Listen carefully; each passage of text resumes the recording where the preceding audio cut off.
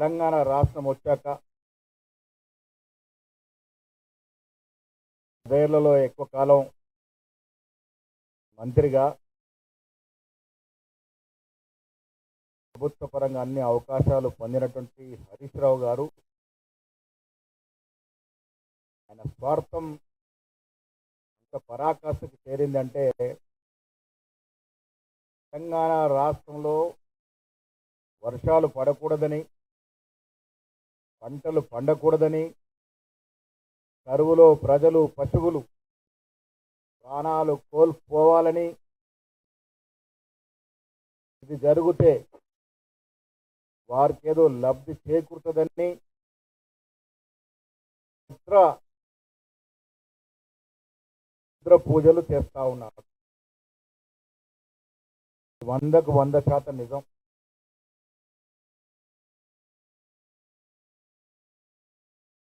హరీష్ రావు తన స్వార్థం కోసం, తన పార్టీ బాగో కోసం పూజలు చేయడమే కాకుండా వాటిని వాస్తవాలతో మాట్లాడినటువంటి అద్దంకి దయాకర్, సామా రామ్మోహన్ రెడ్డికి లీగల్ నోటీస్ పంపడం జరిగింది. వాస్తవాలు బయటపడేసరికి మనిషి బొంబేలెత్తిపోతా ఉన్నాడు. మన కుటుంబం, రాష్ట్రం, దేశం, ప్రజలంతా బాగుండాలని ఎవరమైనా దేవుళ్ళని పూజిస్తాం, కొనియాడతాం, పూజలు చేస్తాం, మాలలు వేసుకుంటారు. హరీష్ రావు మాత్రం దీనికి భిన్నంగా నాశనం కోరుకుంటా ఉన్నాడు. హరీష్ రావు క్షుద్ర పూజలు చేశాడని చెప్పడానికి కొన్ని ఉదాహరణలు ఉన్నాయి. ఈ దేశంలో 2 రకాల పూజలు ఉంటాయి. పాజిటివ్ పూజలు ఉంటాయి. మనం తిరుపతి వెళ్తాం, శ్రీశైలం వెళ్తాం.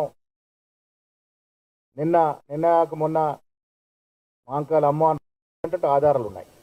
ఈ ఏడాది మార్చి 2వ తేదీన, జూన్ 2వ తేదీన తిరుచి, మే 31, జూన్ 1, మళ్ళీ జూలై 23న షివమొగ్గ వెళ్ళారు. ఇందుకు సంబంధించిన ఆధారాలు ఉన్నాయి. ఇది వాస్తవం కాదంటే మరి ఆ తేదీలో ఎక్కడున్నారో వారే స్పష్టంగా చెప్పాల్సిన అవసరం ఉన్నది.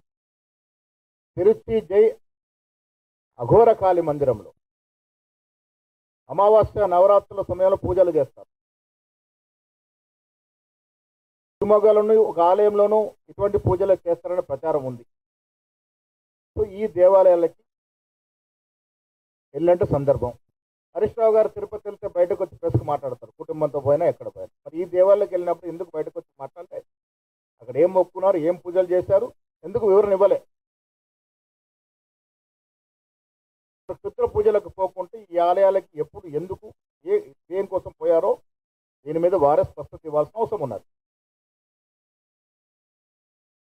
నిత్యం పేపర్లు, టీవీలు, ఫేస్బుక్లు, ట్విట్టర్లు కనిపించే హరీష్ రావు ప్రతి అంశాన్ని ప్రచారానికి వినియోగించుకున్నటువంటి ఈ మనిషి ఈ దేవాలయాలకు వెళ్ళినప్పుడు ఫోటోలు ఎందుకు బయటపెట్టలే? ఫేస్బుక్ ట్విట్టర్లు ఈ ఫోటోలు ఎందుకు రాలే? నిజంగా ఇవి మంచి కోసమే చేసిన పూజలు అయి ఉంటే, రాష్ట్ర ప్రజల బాగో కోసం చేసిన పూజలు అయి ఉంటే డెఫినెట్గా ప్రచారంలోకి వచ్చేది. ఎందుకు రాలేదు? ఈ వాస్తవాన్ని బయటపెట్టాల్సిన అవసరం ఉన్నది. మనిషి అనేవాడు ఎవరైనా తన సాటి మనిషి బతుకుని మంచిని కోరుకుంటాడు. కానీ వీళ్ళకి ఏమేమి అధికారం 10 ఏళ్ళు అనుభవించి ఇష్టారాజ్యంగా ఈ రాష్ట్రాన్ని నడిపి ప్రజల యొక్క చేత చీకొట్టించుకొని అధికారం దిగిపోయిన తర్వాత మళ్ళీ అధికారం రావాలనే ఆకాంక్ష, దాహం, ఇవన్నీ కూడా ఇలాంటి కార్యక్రమాలకి సాగిస్తూ ఉంది. పదవి కోసం, తన పార్టీ అధికారం రావడం కోసం రాష్ట్ర ప్రజల ప్రాణాలు పోయినా పర్వాలే, కరువు వచ్చినా పర్వాలే, ఇవన్నీ జరిగితే ఈ ప్రభుత్వం వ్యతిరేకత వస్తే మాకేదో లాభం జరుగుతున్నటువంటి ఉద్దేశంతో ఇలాంటి పూజలు చేయడం ఎంతవరకు సమంజసమో తెలంగాణ ప్రజలు ఒక్కసారి ఆలోచించాల్సిన అవసరం ఉన్నది. మేము ప్రభుత్వంలో ఉన్నాం, ప్రజలు మాకు ప్రభుత్వంలో ఉండే అవకాశం ఇచ్చారు. ఇటీవల ఒక పేపర్ వార్షికోత్సవంలో కేటీఆర్ గారు నా పక్కన ఉంటే నేను చెప్పాను,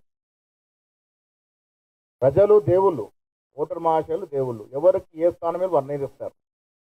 ఆ నిర్ణయం ప్రకారం మేము ఇలా అధికార పక్షంలో, మీరు ప్రతిపక్షంలో ఉన్నారు. ప్రతిపక్షంలో ఉన్నప్పుడు ప్రభుత్వం ఏదైనా పొరపాటు చేస్తే మీరు విమర్శించాలి, అది మీ బాధ్యత. అధికారంలో మేము ఉన్నప్పుడు మేము తెలుసో తెలియక తప్పులు జరిగితే దాన్ని విమర్శించాల్సిన బాధ్యత ప్రతిపక్షానికి. మీరు విమర్శిస్తే ప్రత్యామ్నాయ చర్యలు ఏం తీసుకోవాలో మేము తీర్చిదిద్దుకుంటాం. అది చేయరు. కరువు వస్తే ఎలాంటి చర్యలు తీసుకోవాలో, ఎల్నెనో కరువులాగా వెనుభూతంలో వస్తుంది ఏం చేయాలో ప్రతిపక్ష నాయకుడు, ప్రతిపక్ష బాధ్యత ఉన్నటువంటి కేసీఆర్ గారు ఇంతవరకు సలహా సూచనలు చెప్పలే. సలహా సూచనలు ఇస్తే మేము పాటిస్తామనే మాట మా ముఖ్యమంత్రి 10 సార్లు చెప్పారు. అది చేయరు, కానీ ఇలాంటి కార్యక్రమాలు మాత్రం చేస్తారు.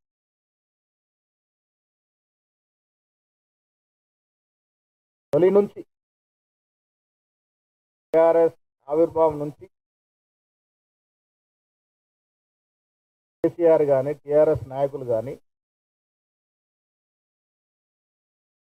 అఘోరాలతో, తాంత్రిక గురువులతో, క్షుద్ర పూజారులతో తిరగడం, పూజలు చేయడం వారికి అలవాటు అనే మాట ఇవాళ ప్రచారంలో ఉంది. కేసీఆర్ గారు ఫామ్ హౌస్లోనూ అగౌరలతో క్షుద్ర పూజలు చేయించారని ప్రచారం జరిగితే మేము మొదట నమ్మలే. కేసీఆర్కి అలాంటి అవసరం ఏముంది అనుకున్నాం.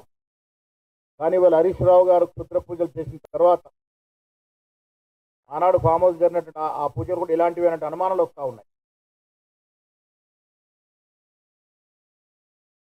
సమాజంలో ఎవరైనా మన మంచి కోసం, మన పక్క మంచి కోసం పూజలు చేస్తే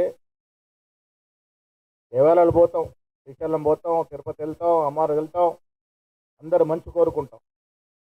కానీ కొన్ని పూజలు ఎదుటివాడు చెడు కోరుకునే పూజలు ఉంటాయి. ఇలాంటి పూజలు అనేవి కొంతమంది వ్యక్తులు చేయడం అనేది మంచి పద్ధతి కాదు. ఆధారాలు ఉన్నాయి, మాట్లాడుతూ ఉన్నాం. తెలంగాణ ఉద్యోగంలో ఎందరు ప్రాణాలు పోయాయి, ఎందరు ప్రాణాలు పోతే తెలంగాణ వచ్చింది. మా నాన్నడు హరీష్ రావు గారు సిద్దిపేటలో పెట్రోల్ పోసుకోవడానికి పెట్రోల్ డబ్బా దొరుకుతుంది, కానీ ముట్టించుకోవడానికి అగ్గిపెట్ట దొరకదు. ఇలాంటి నాటకాల వల్ల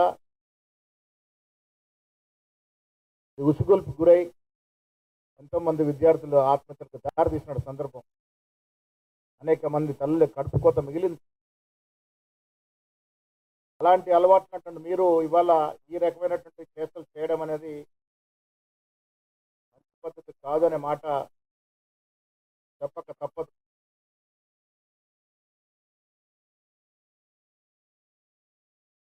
మా నాయకులు వాస్తవాలు బయట పెడితే లీగల్ నోటీస్ ఇచ్చారు, ఓకే, దానికి జవాబు చెప్తాం, దేనికి బెదిరేది లేదు. కానీ ఇవాళ నేను డేట్లతో సహా చెప్పిన రోజుల్లో ఇది వాస్తవం కాకుండా హరీష్ రావు గారు ఆ తేదీలు ఎక్కడున్నారు, ఏ ప్రదేశంలో ఉన్నారు, ఎవరిని కలిశారో మీడియాకు చెప్పాల్సిన అవసరం ఉన్నది. బీఆర్ఎస్ నాయకులు దాన్ని సమర్థిస్తూ ఉన్నారు. దాసోజు శ్రవణ్ గారు, ముఖ్యమంత్రి గారు నేను జవాబు చెప్పాలంటా ఉన్నారు. ఎస్, నేను జవాబు చెప్పే ముందు హరీష్ రావు గారు వీటికి జవాబు ఇవ్వాల్సిన అవసరం ఉన్నది. ఆ ఫలానా తేదీలో ఆయన ఎక్కడున్నారు, ఏ పూజలు చేశారు, ఏ ప్రదేశాల్లో పూజలు చేశారు, ఏ రకంగా పూజలు చేశారు, ఎందుకోసం చేశారు, ఇవన్నీ కూడా హరీష్ రావు గారు సరైన సమాధానం చెప్తే నేను ముఖ్యమంత్రి గారు చెప్తాం. ఇవాళ రాష్ట్రంలో పరిస్థితి ఒకసారి అంచనా వేసుకోవాల్సిన అవసరం ఉన్నది. శాసనసభ ఎన్నికల్లో అప్పటికి ప్రజలకు కొంత పరిపూర్ణంగా విషయాలు తెలియక 39 సీట్లు ఇచ్చారు, గౌరవమైన సీట్లు ఇచ్చారు, గౌరవమైనటువంటి సంఖ్య ఇచ్చారు, ప్రతిపక్ష హోదా వచ్చింది. కానీ ఎక్కడ కూడా ప్రతిపక్ష హోదాని సరైన మార్గంలో ప్రజల కోసం ఉపయోగించట్లే. లోక్సభ ఎన్నికల్లో మీరు ఫలానా పార్టీకి ఉద్దేశపూర్వకంగా మీ అస్త్రశస్త్రులు కొట్టి మీ వెపన్స్ అని వారికి ధారావతం చేశారు. తద్వారా మీకు ప్రజలు ముందుకున్న సీట్ ఇచ్చారు. ఇటీవల జరిగినటువంటి 2 ఉప ఎన్నికల్లో చిత్తుగా ఓడిపోయినారు. సర్పంచ్ ఎన్నికలు, మున్సిపాలిటీ ఎన్నికలు, కార్పొరేషన్ ఎన్నికల్లో కూడా ప్రజలు మీకు సరైన బుద్ధి చెప్పారు. ఇవన్నీ జరిగిన ధర్మిలా ప్రజలు మన వైపు లేరు కాబట్టి ఇలాంటి అఘోరాలతో పూజలు చేయించుకుంటే ఏమైనా లాభం పోతుందని అనుకున్నారో ఏమో తెలియదు, కానీ ప్రజలు దేవుళ్ళు, వారి ముందే ఇవేమీ జరగదు అనే మాట ఒకసారి గ్రహించుకోవాల్సిన అవసరం ఉంది. ప్రజలు వరుసగా ఓడిస్తున్నట్టు ఈ కక్షతో కరువు రావాలని, తెలంగాణ ప్రజలు కష్టాలు పడాలని, పిల్లలు పశువులు కోల్పోవాలని హరీష్ రావు పూజలో కోరుకున్నట్టుగా నాకు అనుమానం ఉంది. ఇది కరెక్ట్ కాదనే మాట నేను ఇప్పటికైనా ఏం చెప్తాను, హరీష్ రావు గారు ఇప్పటికైనా తప్పు ఒప్పుకొని తెలంగాణ ప్రజలు క్షమించాలని కోరాలి. లేదు యాదగిరి గుట్ట దగ్గరికి వచ్చి పొర్లు దండాలు పెట్టి ఇది నేను చేసింది ఆ రకం కాదు ఈ రకం అని చెప్పాలి. మనం కూడా యాదగిరి గుట్టను నమ్ముతాం కదా. తెలంగాణలో భక్తిభావం ఎక్కువ. కొన్ని కర్ణాటక ప్రదేశాలు, కొన్ని తమిళనాడు, కొన్ని దేవాలయాలు ఈ రకమైన పూజలకు ప్రసిద్ధి. మూఢనమ్మకాలు కొట్టేయచ్చు. గతంలో కూడా 50-60 సంవత్సరాల క్రితం తెలంగాణలో ఇలాంటి పూజలు ఉండేవి. మంత్రాలు తంత్రాలతో చాలా మందిని హతం చేసినట్టు సందర్భాలు ఉన్నాయి. ఊర్లలో ఎదుటివారి వినాశనం కోరే పూజలు ఉండేవి. తెలంగాణలో కొంత ఎడ్యుకేషన్ ఎక్కువైంది, ఇలాంటి పూజలకు స్వస్థ పలికినాం. ఇక్కడ ఆచారం లేదు. కానీ తమిళనాడులో, కర్ణాటక కొన్ని ప్రదేశాలు ఇలాంటి పూజ జరుగుతాయని ప్రచారం ఉంది. అలాంటి ప్రచారణ ఆలయాల్లో ఇవి కూడా ఉన్నాయి. పోయారనేటువంటి అనుమానం మంచిది కాదు. పాజిటివ్ థింక్స్తో ఉండాలి. మీకు ప్రజలు అధికారం ఇచ్చారు. తెలంగాణ మేమిచ్చాం. తెలంగాణ కాంగ్రెస్ పార్టీ, సోనియా గాంధీ గారు, మన్మోహన్ గారు ఇచ్చారు. ప్రజలు మీకు అధికారం ఇచ్చారు. తెలంగాణ మేమిచ్చినప్పటికీ ప్రజలు మీకు అధికారం ఇచ్చారు. 10 ఏళ్ళు ఏం వెలగబెట్టారు. 10 ఏళ్ళు మీకు అవకాశం ఇస్తే రాష్ట్రం పరిస్థితి ఏమైంది? ఇవాళ అదే ప్రజలు మీకు ప్రతిపక్షంలో కూర్చుండే అవకాశం ఇచ్చారు. సరిగ్గా నిర్వహిస్తే ప్రజలు సంతోషిస్తారు. నేను చాలా సందర్భాలు చెప్తాను, అధికారము శాశ్వతం కాదు. మేము ఇప్పుడు మంచిగా పనిచేస్తూ ఉన్నాం, రెండో మారు వస్తామని ఎందుకు బలంగా మేము మా ముఖ్యం ఎందుకు చెప్తా ఉన్నాం? మేము ఇస్తున్నటువంటి సంక్షేమం, మేము ఇస్తున్నటువంటి అభివృద్ధి ఆ రకంగా ఉంది కాబట్టి మళ్ళీ వస్తామని చెప్తా ఉన్నాం. రేపు మళ్ళీ వచ్చిన తర్వాత ప్రజలు కోరుకుని మళ్ళీ వస్తాం, లేదంటే ఇంకొకరికి అవకాశం వస్తుంది. ఈ దేశంలో అధికారం ఎవరికి శాశ్వతం కాదు. ఇలా మోడీ బ్రహ్మలుగా అంటా ఉన్నాడు, శాశ్వతం ఏమిటి? ఇవాళ ప్రజలు మంకింపూర్లో ఇచ్చినట్టు తీర్పు ఏంటి? ఎవరికి శాశ్వతం కాదు. ఈ దేశానికి ప్రజాస్వామ్యం శాశ్వతం, రాజ్యాంగమే శాశ్వతం. అవి రెండే శాశ్వతం. అధికారాలు శాశ్వతం కాదు. తొందరపాటు ఉండకూడదు. ప్రజలు మీకు ఎందుకు ఇచ్చారు అవకాశం? ఆ అవకాశం సద్వినియోగం చేసుకోండి. ఆ ఇచ్చిన ప్రతిపక్ష హోదానే మేము సద్వినియోగం చేసుకోలేకపోతా ఉన్నారు. ఇంకా మీకు అధికారం ఎందుకు ఇస్తారు ప్రజలు? కాంగ్రెస్ పార్టీ కార్యక్రమాలు ఇస్తూ ఉంది, సంక్షేమం ఇస్తూ ఉంది. అందుకే మేము బలంగా చెప్తా ఉన్నాం, మరోమారు మేమే వస్తాం. ఎందుకు చెప్తా ఉన్నాం? ప్రజల్లో ఉన్నటువంటి, మా పట్ల ఉన్నటువంటి అనుకూలత, మేము ఇస్తున్న అభివృద్ధి, సంక్షేమం పట్ల వారు ఉన్నటువంటి సంతోషం. పాజిటివ్ రాజకీయాలు చేస్తే మంచిది ఎవరైనా.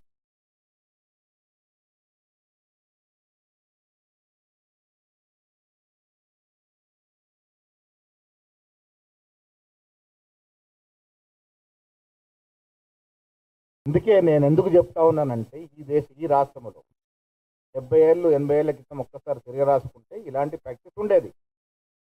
కాలక్రమేణా ఎడ్యుకేషన్ పెరిగి, సైన్స్ పెరిగి దూరమైనవి. అది వారికి తెలియదు. అందుకే ఇలాంటి ప్రయత్నాలు చేస్తూ ఉన్నారు.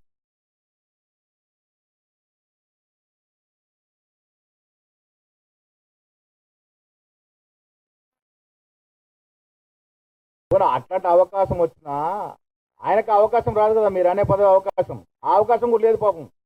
మరి ఎందుకు ఎందుకు ఎందుకు అంత తాపత్రయం ఎందుకు అని అడుగుతా ఉన్నా.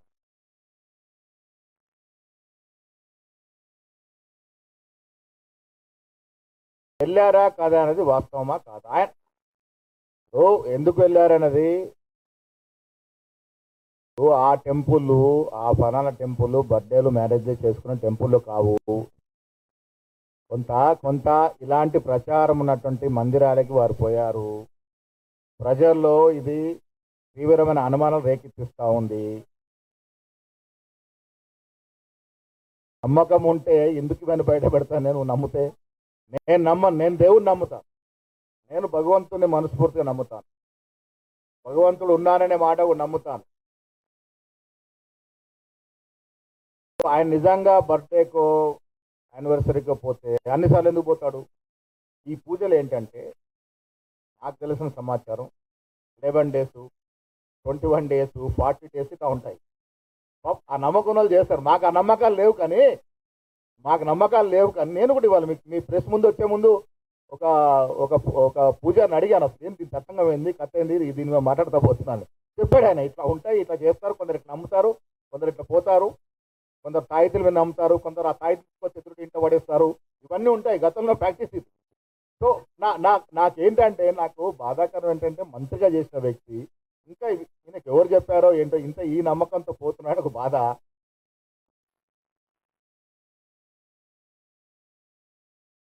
కామాఖ్య టెంపుల్కి పోతారు. నేను కూడా గతంలో ఎప్పుడు చిన్నప్పుడు ఒక కరాటే టోర్నమెంట్కి పోయినప్పుడు నేను కూడా కామాఖ్య టెంపుల్ పోయాను. కామాఖ్య టెంపుల్లో జరిగే పూజలు పాజిటివ్ పూజలే, అక్కడ బలి కూడా జరుగుతుంది. కానీ ఈ ప్రత్యేకమైనటువంటి టెంపుల్స్ ఏవైతే ఉన్నాయో ఆ టెంపుల్స్ మీద ఉన్నటువంటి నానుడి, ప్రజలు ఉన్నటువంటి సమాచారం అంటే అలాంటి పూజలకి ప్రసిద్ధి అని. నేనేమంటానంటే సరే ఇది ఎంతో టెంపుల్లో ఇది అయ్యేది కానీ ఒక మంత్రిగా చేసిన వ్యక్తి ఈ రకమైనటువంటి నెగటివ్ ఆలోచన ఉండడం మంచిది కాదు అని.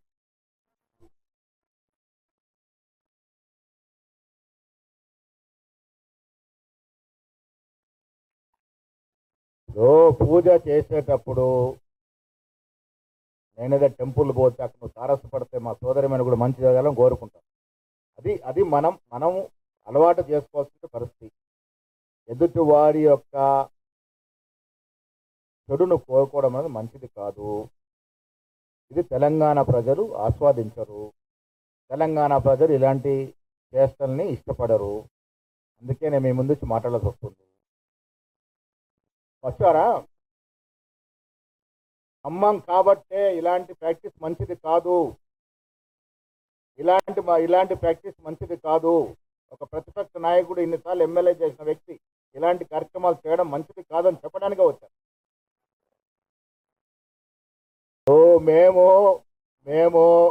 మేము మోడీ లాంటి ప్రధానమంత్రికి భయపడకుండా రాజ్యం చేస్తాం. మేము కానీ మా ముఖ్యమంత్రి గారు ఇంకా వీళ్ళకు భయపడే పరిస్థితి ఏముంటుంది? లేదా ఇది ఒకటి మీరు అర్థం చేసుకోవాల్సింది, ఎవరికి భయపడో ప్రసన్నం చేయడానికో మాట్లాడేది కాదు. This is a bad practice. ఇన్నిసార్లు ఆ ఫలానా గుళ్ళకు పోయారంటే వారి యొక్క దురుద్దేశం ఎక్కువ అవుతూ ఉంది. ఇది ప్రజలకు కూడా తెలవాలి. ఆధునిక ప్రపంచంలో ఇలాంటి వాటికి తావు లేదని చెప్పడానికి మీ ముందుకు వచ్చాను నేను.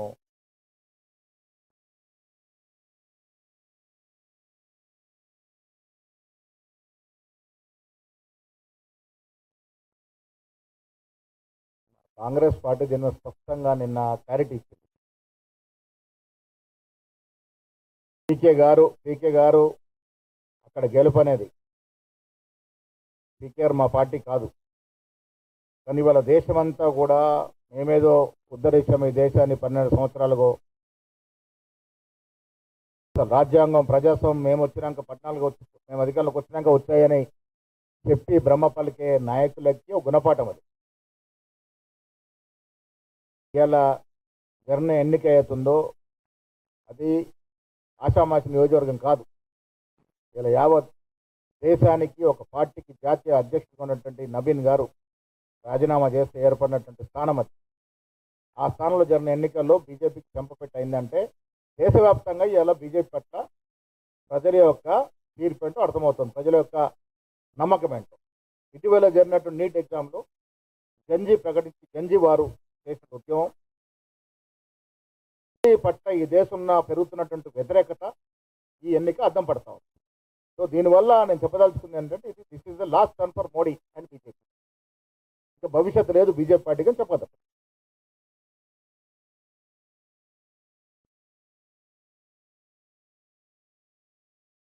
ఏం మాట్లాడేటప్పుడు ఏదో ఒక మాట దొర్లితే దాన్ని పట్టుకొని రాద్ధాంతం చేసి కేసీఆర్ గారు స్పీచ్లలో బహిరంగ సభలో ఎన్నిసార్లు ఎంతమంది మీద ఇలాంటి మాటలు మాట్లాడినారో ఒకసారి అన్ని తీసుకుందాం గతంలో. ఇవాళ ఈ ప్రభుత్వం కదా, రేవంత్ రెడ్డి గారి నేతృత్వ ప్రభుత్వం కదా స్కిల్ యూనివర్సిటీ తీసుకొచ్చింది. ఇక్కడ అన్ని రాష్ట్రాల కన్నా ముందు తీసుకొచ్చాం. ఎంతమంది ఇంజనీర్లకు ఉద్యోగాలు ఇచ్చాం, మీరేమి ఇచ్చారు? ఏ ఇంజనీర్కి ఉద్యోగం ఇచ్చారు మీరు? మేము కదా ఇంజనీర్లకు ఉద్యోగాలు ఇస్తున్నాం. చదువుకున్న ప్రతి వాడికి ఏదో ఒక అవకాశం రావాలని ప్రయత్నం చేస్తుంది కాంగ్రెస్ ప్రభుత్వం ఈ రాష్ట్రంలో. వాళ్ళకి హక్కు ఉంది. ఇప్పుడు రాహుల్ గాంధీ గారు అందరి వాడు, ఎవరైనా వారికి లేఖలు రాయొచ్చు, చదువుతారు కూడా. ఆయన రాసిన లేఖలో పసవ ఉంటే మమ్మల్ని అడుగుతారు. అయిన దానికి కాని దానికి లెటర్లు రాస్తూ పోతే దానికి ఏముంటుంది?